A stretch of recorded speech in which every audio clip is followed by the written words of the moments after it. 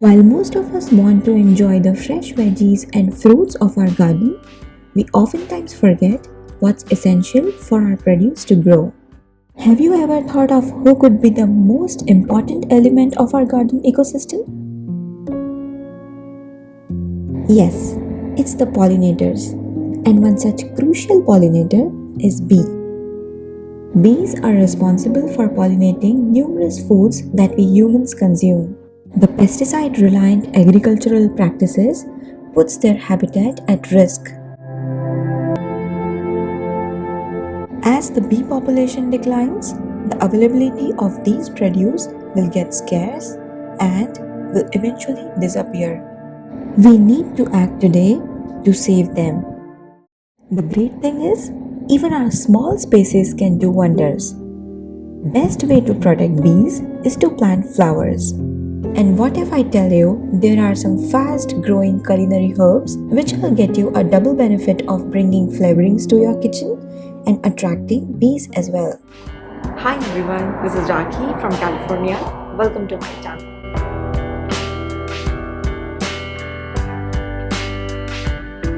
Today, I'll be talking about 3 easy to grow herbs which you can grow right from your pantry.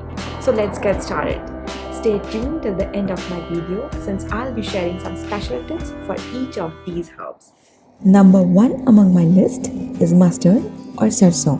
If you are among those gardeners who tend to get impatient with their plants, you should definitely start with mustard. For sowing the mustard seeds, you can add 60% topsoil or potting mix and 40% compost. Here I am using this spare empty box which is around 6 to 7 inches deep. I try to use these kind of substitutes in my garden to avoid tossing plastics in the environment. Simply scatter the seeds over the container, put some soil over it and pack them in with your hand. Within as few as 2 weeks, the planted area will be transformed into a bed of mustard greens. Mustard greens is one of the best source of vitamin A, C, K, fibers and manganese. Now, let's talk about the primary factors that affect the plant growth. Mustard greens grow fast in moist soil. With a steady supply of water, you can see a rapid growth in the leaves. Mustard prefers full sun, but they are little more tolerant of shade as well. The best time to grow mustard is either fall or spring. Mustard greens grown in the cooler times are tender and taste the best in salads and dressings. You can either harvest the individual leaves and leave the plant to grow more, or you can cut down the entire plant, leaving the stub to regrow.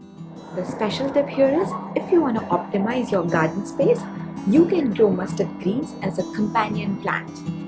For example, I'm sowing the mustard seeds in the same container as taro.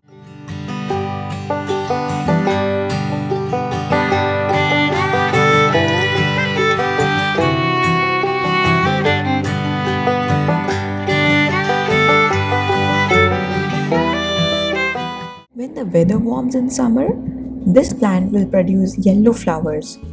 These pretty bright yellow flowers produce an abundance of both pollen and nectar for bees and other pollinators.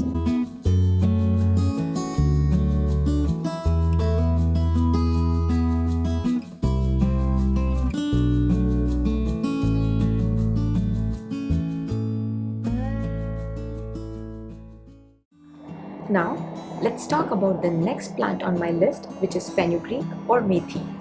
This is one of my favorite easy to grow annual herb because of its enticing flavor and aroma. No wonder it has a long history of medicinal benefits as well. Best part about growing fenugreek is you don't need to fertilize the plant.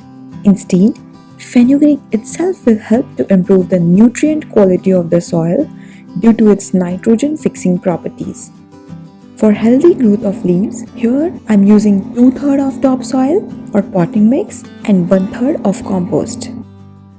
Sprinkle seeds in the container and add a thin layer of soil to cover it. So you can use any wide container around 6 to 8 inches deep with good drainage. The special tip here is you can close this container with any lid until the seeds sprout up. This will definitely help in faster germination. Or you can sprout up the seeds and sow them. In just about 6 to 7 days, you would see the sprout quickly poking through the soil. Keep watering regularly to keep the soil moist. I would always recommend to grow fenugreek in a sunny spot since the plant requires at least 4 to 5 hours of direct sunlight every day. It's always best to plant it any time from late spring to late summer. For harvesting, you can snip off the top third of mature stems and allow the rest to continue growing. After trimming, the leaves will regrow in about 15 days. You can keep harvesting the leaves periodically until the plant begins to flower. These flowers also play an important role in attracting bees. When the plant bolts and begins seed production, you'll observe the small pods developing. Each of these pods contains about 10 to 20 seeds.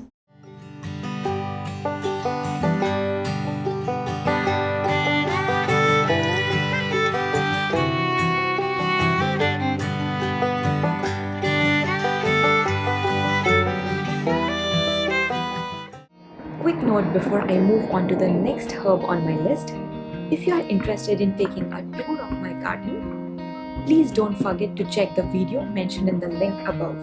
Now, let's talk about the third and final plant on my list, which is dill or sava. Besides being an attractive addition to your garden, dill offers substantial health benefits as well. It's a very good source of vitamin A, C, calcium and iron and is full with flavonoids which help in reducing the risk of heart diseases and stroke. Dill is adaptive to most of the soil types, however, it prefers well-draining soil. Here, I'm using a mix of 60% garden soil and 40% homemade compost.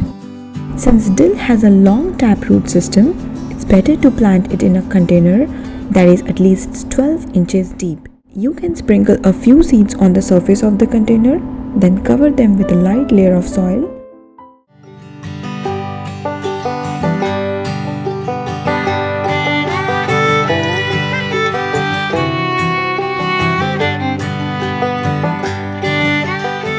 The seeds would germinate in as few as 10 to 14 days. Like mustard, dill also prefers moist soil. So water it more often to keep the soil evenly damp. Dill requires at least 6 hours of full sunlight. Best time to grow dill is early spring. However, for steady supply of fresh dill leaves throughout the season, you can plant it again in June and July. Dill is a biennial plant, so it will die in winter and will appear back in the spring.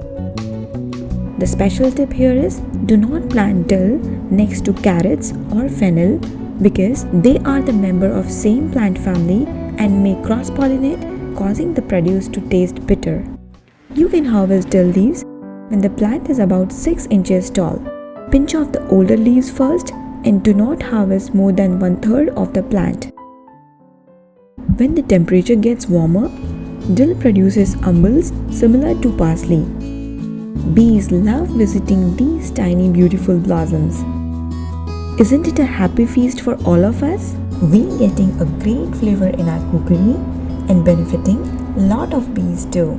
If you are interested in knowing more about such easy to grow herbs, please let me know in the comment section below. Also, if you enjoyed watching this video, please don't forget to hit the like button and please share and subscribe. See you in my next video. Till then, have a happy gardening.